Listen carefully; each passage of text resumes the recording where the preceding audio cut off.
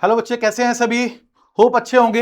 एक बार फिर से स्वागत है आपका जीतो जेई बैच में। मैं आपका मैथ्स मेंटर लेकर आया हूं एक और नया टॉपिक। आज हम डिस्कस करेंगे प्रॉब्लम बेस्ड ऑन परमुटेशन। इस चैप्टर के अंदर बच्चे कंफ्यूज रहते हैं कि कब परमुटेशन यूज करना है और कब कॉम्बिनेशन यूज करना है। तो जो बच्चे फर्स्ट टाइम देख रहे हैं वीडियो को, वो फटाफट से चैनल को फॉलो कर लीजिए। और एक बात ध्यान रखिएगा, इस चैप्टर के अंदर हम इस सीरीज के अंदर कराते हैं हर वो चैप्टर जहां से क्वेश्चन कंफर्म आएगा, उस चैप्टर से रिलेटेड सारे कॉन्सेप्ट यहां हम बिल्कुल जीरो से एडवांस तक सारा पढ़ाते हैं। तो जिन बच्चों को लगता है कि उनका कॉन्सेप्ट क्लियर नहीं है तो परेशान मत होना, वो सारे कॉन्सेप्ट क्लियर होंगे। उनसे रिलेटेड सारी एक एक चीज आपको पढ़ाई जाएगी, उनसे रिलेटेड क्वेश्चंस कराए जाएंगे, पीवाईक्यू कराए जाएंगे। तो फटाफट से चैनल को हमारे सब्सक्राइब कर लीजिए। चलिए चलते हैं आज के टॉपिक में। आज का टॉपिक है हमारा प्रॉब्लम बेस्ड ऑन परमुटेशन। तो सबसे पहले जानते हैं ये परमुटेशन होता क्या है। यही कंफ्यूजन है बच्चों को कि परमुटेशन कब यूज करते हैं। So always remember, permutation is use for arrangement. जहां भी कुछ वर्ड आ जाए कि मुझे कुछ अरेंज करना है, we will use what, permutation.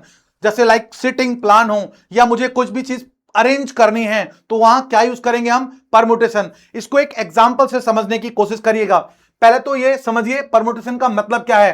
कहता है each of the different arrangement which can be made by taking some or all of the number of things is called permutation. यानी जितने भी हमारी थिंग्स हैं उन सबको यूज करूं या फिर कुछ पर्टिकुलर टर्म्स में यूज करूं और उनको यूज करके वो टोटल वर्ड बनाऊं या कोई भी अरेंजमेंट करूं, इसको बोलते हैं हम परमुटेशन।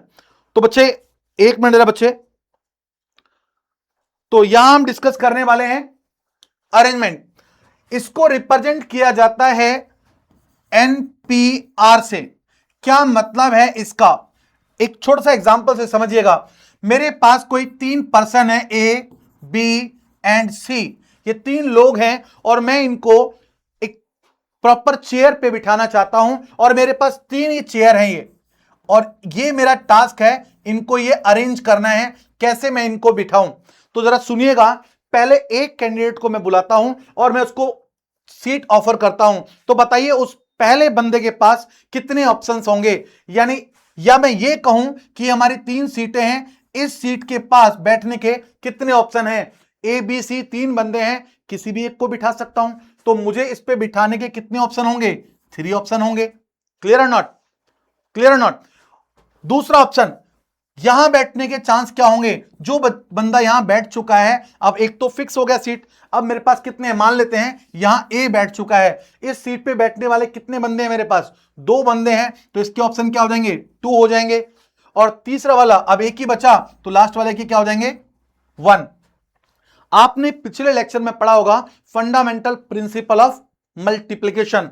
तो अगर मैं इसके टोटल वेज की बात करूं तो टोटल वेज क्या हो जाएंगे, इन तीनों को मैं मल्टीप्लाई कर दूंगा। तो जब मल्टीप्लाई करूंगा तो कितना आ जाएगा, सिक्स। इसको एक और एग्जांपल से समझिए, इसी प्रॉब्लम को एक और एग्जांपल से समझिए। शायद आप इसको कंसीडर ना कर पा रहे हो कि इसको मल्टीप्लाई क्यों किया, यानी कितने ऑप्शंस हो गए हैं। आप इसको हिडन ट्रायल मेथड से भी कर सकते हो। भाई बंदे कितने हैं, तीन हैं। ऐसा हो सकता है कि पहले ए बैठ जाए और दूसरा बी बैठ जाए, या पहले बी और फिर ए बैठ जाए।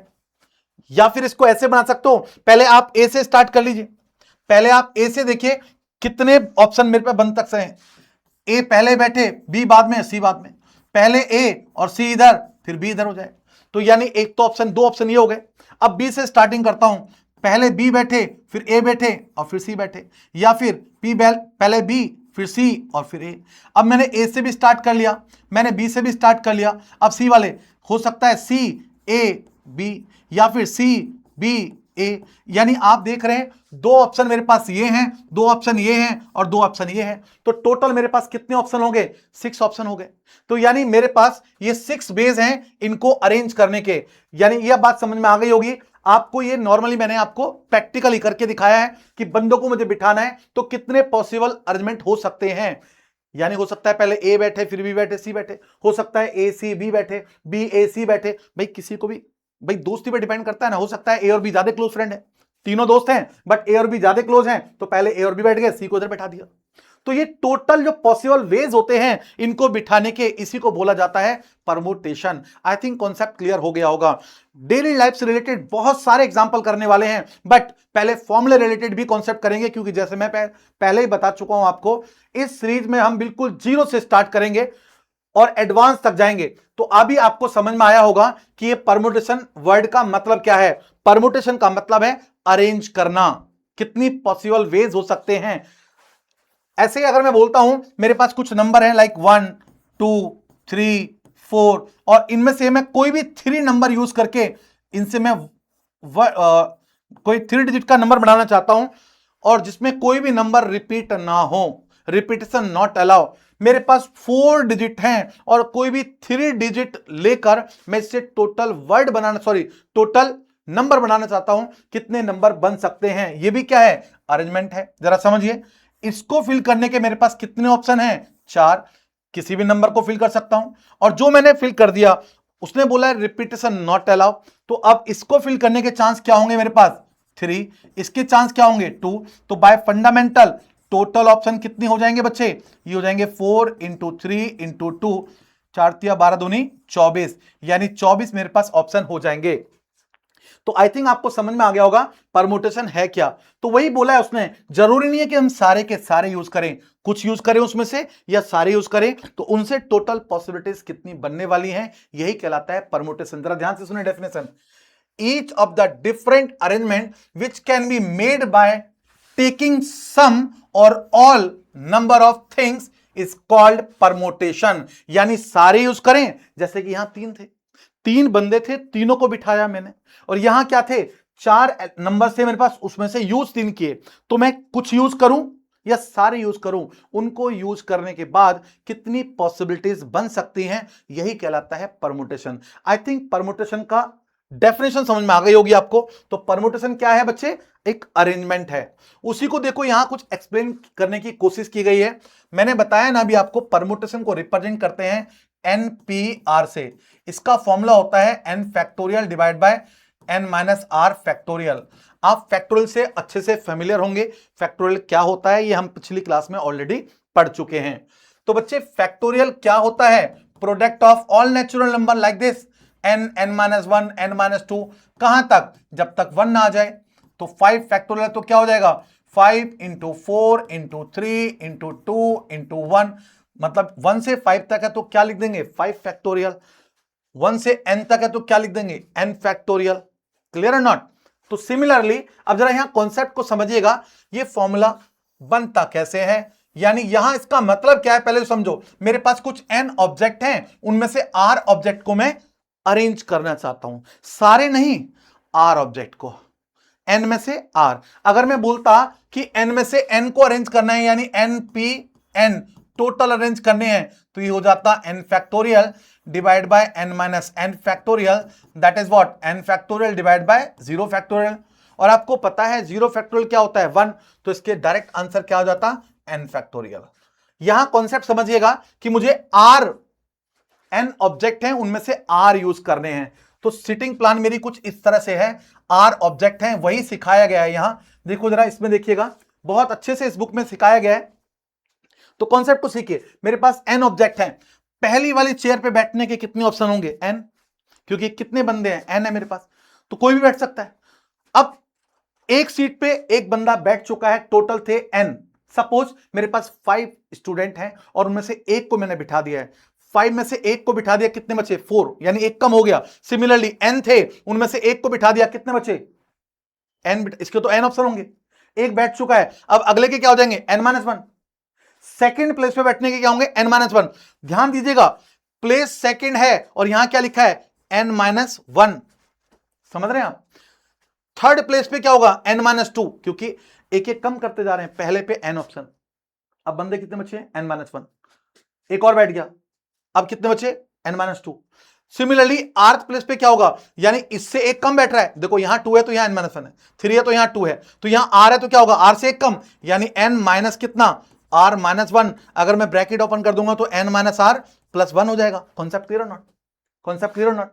तो ये कितना हो गया हमारे पास। अब मैं टोटल वेज की बात करूं, जैसा कि अभी हमने थोड़ी देर पहले देखा था, इन सबको मल्टीप्लाई कर देते हैं, तो टोटल वेज कितने होने वाले हैं, एन में से आर को अगर मैं यूज करता हूं तो टोटल वेज क्या होंगे, n P r is equal to, ये आएगा कितना, n into n minus one into n minus two into कितना, ये आ गया था n minus r plus one, ये आ गया।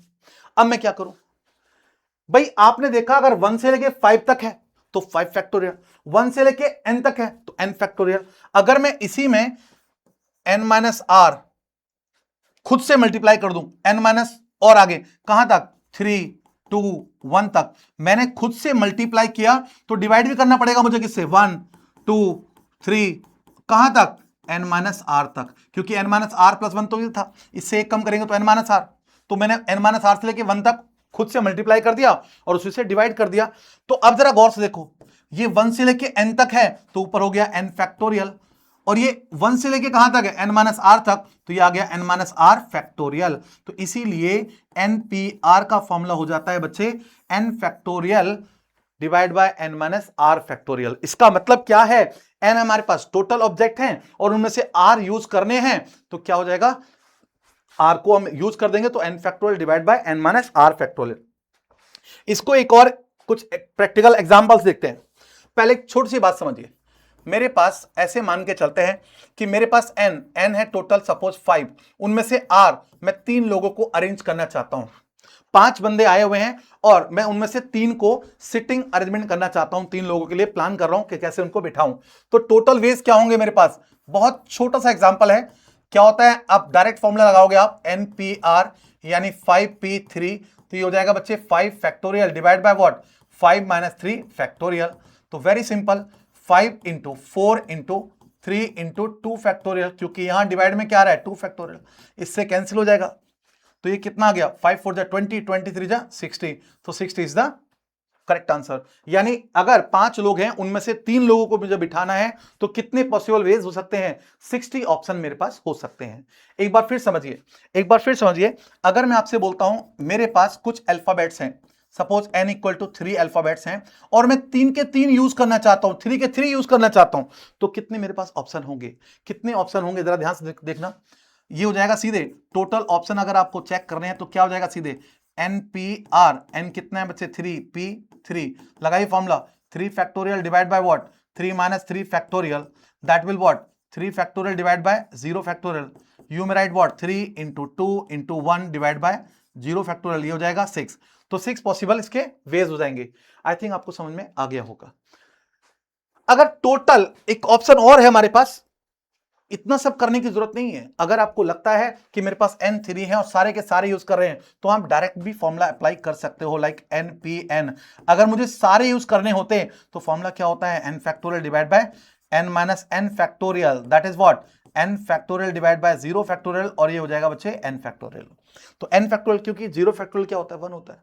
जरा समझे, अगर मैं आपसे बोलता हूं, अच्छे से समझिएगा, मेरे पास कुछ वर्ड, कोई वर्ड है MONDAY, मंडे।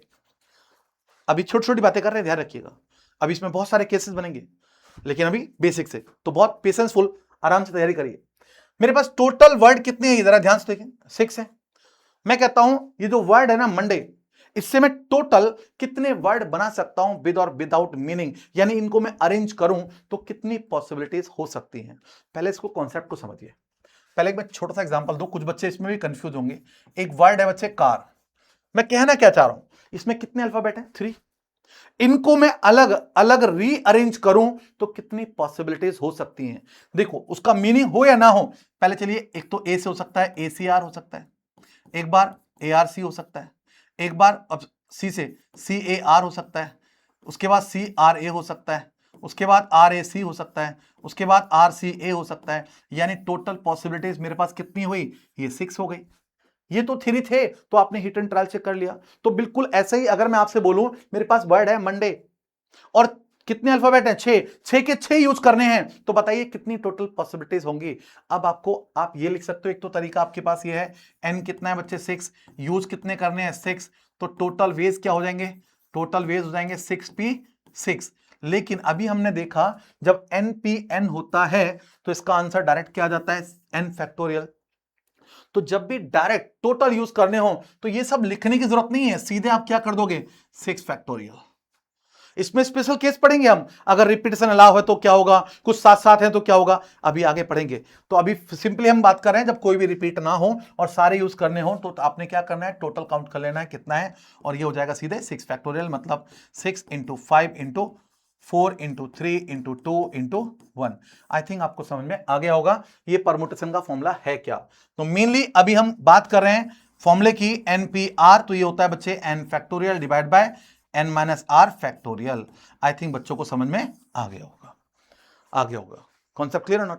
चलिए आगे कुछ छोटे छोटे प्रॉब्लम्स देख लेते हैं। पहले छोटा सा क्वेश्चन कहता है इफ 56p r plus 6 रेसो 54p r plus 3 is equal to this one, find rp2। यानी मेनली r की वैल्यू कैलकुलेट करनी है मुझे। अच्छे से समझिएगा जरा, अगर मैं यहां डायरेक्ट फॉर्मूला लगाऊं तो ये आने वाला है क्या, 56 factorial divide by what, 56 minus r minus 6 factorial हो जाएगा, क्योंकि दिस माइनस दिस होता है रेसो। ये कितना है देखो, 54 factorial divide by what, 54 minus r minus 3 factorial, क्योंकि इसको माइनस करूंगा तो ये आ जाएगा। और रेशो का मतलब होता है डिवाइड, 30800 डिवाइड बाय कितना है 1। अब आपको पता है रेशो का मतलब होता है डिवाइड, और अगर ये डिवाइड के, अगर मैं इसको डिवाइड करूंगा डिवाइड के डिवाइड में तो इसको रेसिप्रोकल कर देते हैं। तो एक स्टेप में डायरेक्ट कर सकता हूं, ये आ जाएगा बच्चे 56 factorial divide by what, 56 minus 6, ये आ जाएगा 50 माइनस r फैक्टोरियल इनटू, और इधर कितना आएगा 51 minus r factorial divide by 54 factorial is equal to what, 30800 divide by 1। अब इसको करिए सिंप्लीफाई, आप इसको लिख सकते हो 56 इंटू, एक कम करेंगे तो 55 इंटू 54 फैक्टोरियल, और इधर ये है 51 माइनस r, एक और कम करूंगा तो 50 माइनस r factorial divide bye, factorial solve करना आता है बच्चों को, ये 50 माइनस r फैक्टोरियल ऑलरेडी है, और इधर है 54 factorial is equal to 30800 divide by 1। 50 माइनस r से ये कैंसिल हो गया और 54 फैक्टोरियल से ये कैंसिल हो गया। अब बचता है हमारे पास कितना, ये 51 माइनस r इधर बचेगा, इस टर्म को डिवाइड में ले जाइए तो ये आ गया 30800 डिवाइड बाय 56 इंटू 55, ये आ गया। अब जरा इसको कैंसिल कर दीजिए, चलिए मैं 8 से इसको डिवाइड कर रहा हूं, 8 7 जा 56, 8 से इसको करिए कितना आएगा, 8 या 24, 6 बचा, 8 जा 64, 40, 8 5 40, ये आ गया। ओके ये आ गया। अब इसको 7 से फिर कर दीजिए, या 5 से कर दो पहले, ये 11 आ गया, 5 से ये 7 जा 5 35, फिर 70, ये आ गया, और 7 से फिर कैंसिल हो गया, तो वेरी गुड, ये आ गया। 11 से भी कैंसिल, तो कितना आ गया देखो बच्चे, 51 minus r is equal to what, 10 आ गया। So minus r is equal to what, 10 minus 51। So finally minus r is equal to what, minus का 41, minus minus cancel out, r कितना आ गया 41, r की वैल्यू 41 आ गई। अब 41 p2 निकालना है, मुझे निकालना है कितना, rp2, r कितना है 51, 51 p2, ये तो डायरेक्ट फॉर्मूला हो जाएगा 51 फैक्टोरियल डिवाइड बाय 51 माइनस 2 यानी 39 factorial, you right 41 into 40 into 31, 39 factorial, ये कैंसिल आउट हो जाएगा, तो ये आ गया 41 इंटू 40, मल्टीप्लाई कर देना आंसर, 4 1 जा 4, 4 4 जा 16, ये is the correct answer, 1640 is the correct answer. तो ये है कुछ डायरेक्ट फॉर्मूले बेस्ड क्वेश्चन, क्योंकि देखिए डायरेक्ट मेनली बच्चों के साथ प्रॉब्लम क्या होती है, वो क्या करते हैं, बस कॉन्सेप्ट सीखा और सीधे लगाना शुरू कर दिया पीवाईक्यू, और पीवाईक्यू में फंस गए। उससे क्या होता है, डिमोटिवेशन, उनको लगता है मुझसे तो जेई होगा नहीं। तो आपने ना, जेई का एक ही फंडा है बच्चे, प्रैक्टिस प्रैक्टिस प्रैक्टिस। अगर आपको लगता है ना बहुत इजी क्वेश्चन है, कोई बात नहीं, उसको बार बार प्रैक्टिस करो, उससे क्या होगा, आपको कॉन्फिडेंस आएगा, स्पीड बनेगी, एक्यूरेसी आएगी।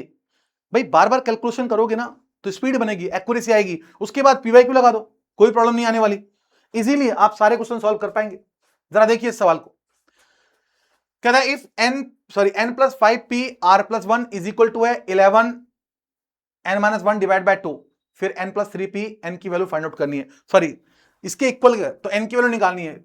चलिए स्टार्ट करते हैं, पहले फॉर्मूला लगाइए, यहां फॉर्मूला लगाओगे तो क्या आएगा बच्चे, n plus 5 factorial divide by what n+5 minus this minus n-1 हो जाएगा factorial is equal to what 11 n-1 divide by 2 और ये है कितना n+3 factorial divide by n+3 minus n factorial this very simple.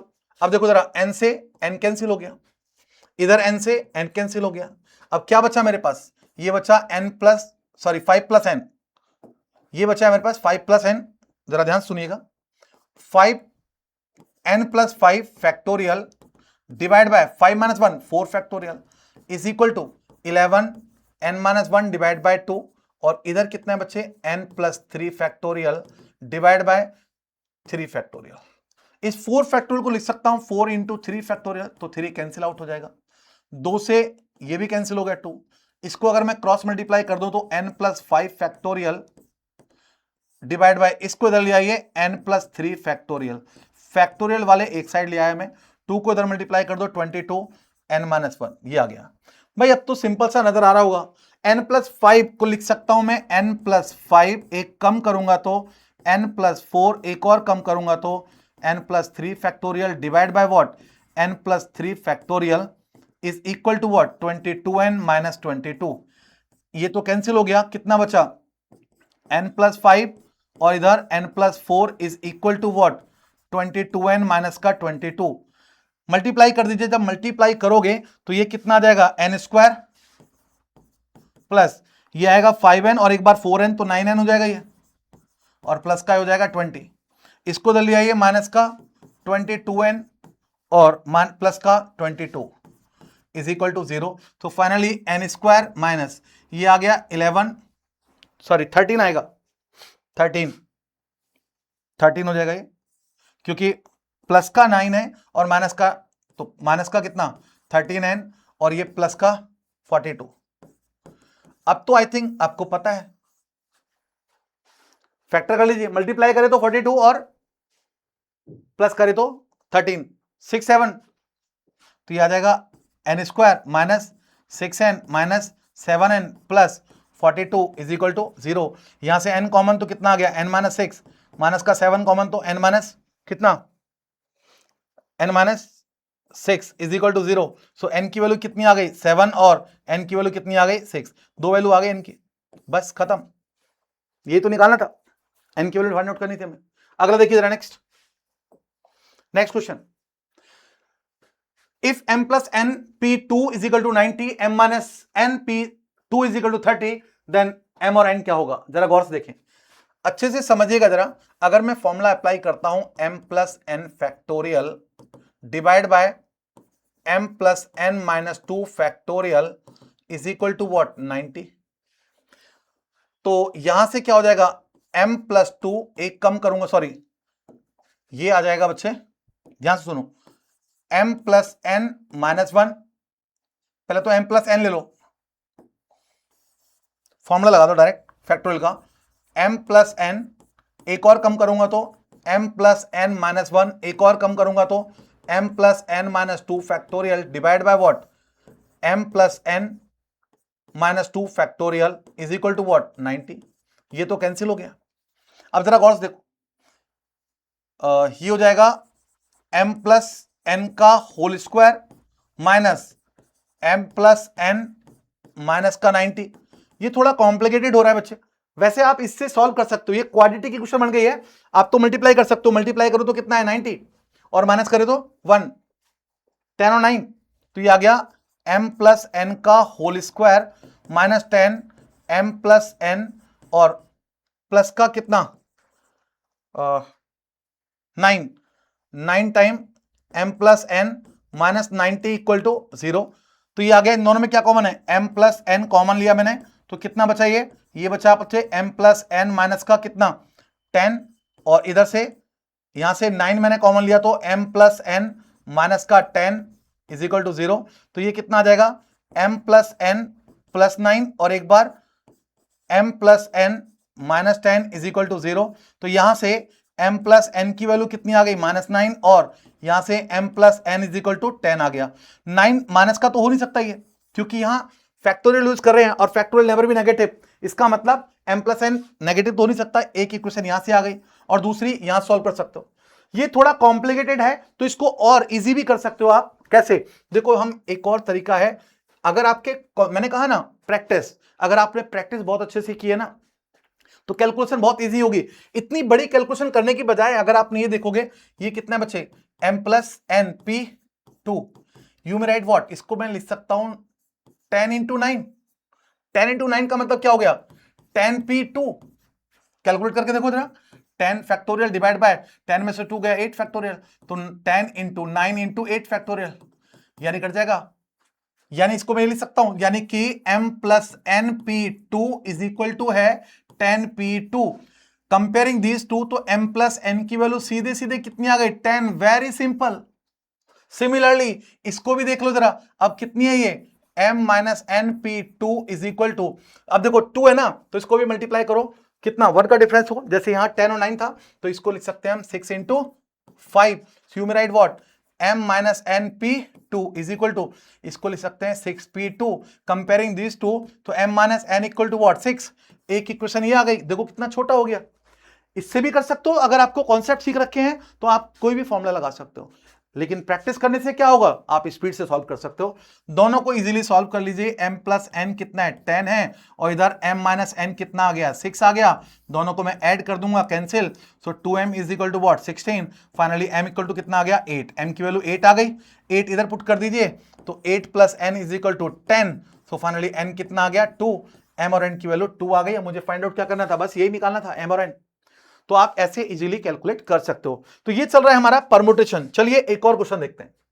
Yes, ये JEE 2023 का question है। देखिए, जरूरी नहीं है बच्चे की लॉन्ग क्वेश्चन ही आते हैं या लेंथी क्वेश्चन आते हैं। ये देखो डायरेक्ट फॉर्मूले पे क्वेश्चन आया हुआ है, 2023 का क्वेश्चन है। क्वेश्चन क्या है, 2n प्लस 1 फैक्टोरियल लगाइए यहां और डिवाइड बाय कितना, 2n plus 1 minus n plus 1 हो जाएगा, ये फैक्टोरियल हो जाएगा। रेशो इधर कितना है, 2n minus 1 factorial divide by here 2n minus 1 minus का n factorial is equal to 3/5। I think समझ में आ गया होगा। ये आ गया है 2n plus 1 factorial divide bye 2n में से n जाएगा तो n बचेगा प्लस 2 फैक्टोरियल। अब मैं इसको अगर रेसिप्रोकल कर दूं तो इसका रेसिप्रोकल करेंगे कितना आ जाएगा, n minus 1 factorial, n minus 1 factorial divide by what, 2n minus 1 factorial is equal to what 3/5। अब करिए सिंप्लीफाई, देखो जरा, ये वाले सेम है और ये 2n वाले हैं तो इनको सेम बनाइए। विच वन इज ग्रेटर, बड़े वाले को हम छोटे तक लाते हैं, तो आप लिख सकते हो कितना, 2n plus 1 factorial, 2n plus 1, एक और कम करूंगा तो 2n, और एक और कम करूंगा तो 2n माइनस 1 फैक्टोरियल, और इधर है कितना n minus 1 factorial divide by what, ये है बच्चे n प्लस 2, एक कम करूंगा तो n प्लस 1, और एक और कम करूंगा तो n, और एक और कम करूंगा तो n माइनस 1 फैक्टोरियल, और here 2n minus 1 is equal to 3/5। इससे ये कैंसिल और इससे ये कैंसिल। अब बचा कितना, 2n प्लस 1, इधर 2n, और इधर बस ये बचा, डिवाइड बाय इधर कितना बचा, n plus 2, n plus 1, and here n is equal to what 3/5। n से n कैंसिल, अब तो और भी इजी हो गया, क्रॉस मल्टीप्लाई कर दीजिए बच्चे, कितना आएगा 3, here n plus 2, n plus 1 is equal to 5 2 जा 10, और इधर 2n प्लस 1।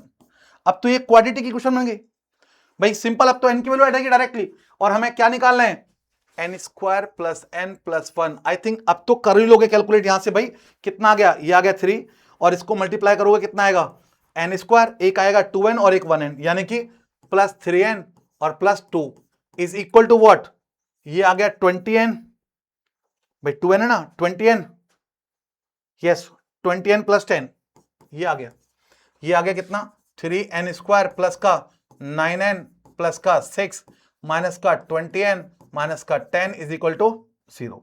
अब देखो कितना आ गया, 3n स्क्वायर माइनस का कितना 11n, और ये कितना आ गया माइनस का 4। अब तो वेरी सिंपल क्वाड्रेटिक इक्वेशन आ गई, बस फैक्टर करिए n की वैल्यू आ जाएगी। समझ में आ गया को बच्चों को? तो बहुत इजीली आप कॉन्सेप्ट सीखते जाइए, डायरेक्ट सॉल्व करोगे। अब ये क्वेश्चन तो डायरेक्ट फॉर्मूले बेस्ड हैं, इनको तो आप खुद से सॉल्व कर सकते हो। ये सेम क्वेश्चन भाई देखो जैसे मैंने बताया ये कितना है 11PR इज इक्वल टू 990, ये है। एक तो वही है, फॉर्मूला लगा के सॉल्व करो, या फिर आप इसको भी ब्रेक कर लो, कितना 11PR, इसको 11 में तोड़ना है तो मैं क्या लिख सकता हूं 11 इंटू 10 इंटू 9 लिख सकता हूं। अब ये क्या हो जाएगा 11PR is equal to 11P3 हो जाएगा, क्योंकि 3 है ये। भाई करके देखो जरा क्या आ जाएगा 11 factorial divide bye 11 minus 3 8 factorial, 11 into 10 into 9 into 8 factorial cut जाएगा। तो यानी देखो कंपेयरिंग दिस टू आर की वैल्यू कितनी आ गई 3।